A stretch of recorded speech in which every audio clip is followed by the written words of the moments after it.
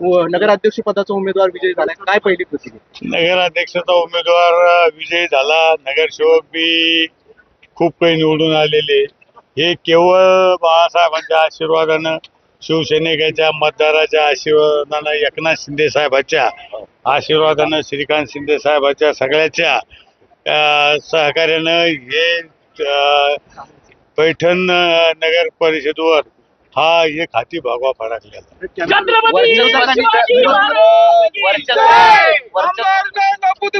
कोणाला लागली होती? मी सांगत होतो की नुसता आरोप करून जमत नाही, की पहिल्यापासून सांगत होतो की आरोपांना त्यांना मतदान होत नसतं. तर आमची दहशत नाही. दहशत असती तर लोकांनी मतदारांनी मतदान केलं असतं का? दहशत असल्या लोक बाहेर निघत नाही. पण दहशत, काल मी पैठणला आलो तर सगळे मतदार माझ्या सोबत होते. मला एक सांगायचं की हे विकासावर, प्रेमावर हे मतदान होतं. आणि हे काही आजचं नाही ना, अनेक संस्था अनेक वर्षापासून या शिवसेनेच्या बाळासाहेबांच्या आशीर्वादाने, एकनाथ शिंदे साहेबांच्या आशीर्वादाने या ताब्यात येईल. शिवसेना मराठवाड्यात बालेकिल्ला शिवसेनेचा समजला जायचा.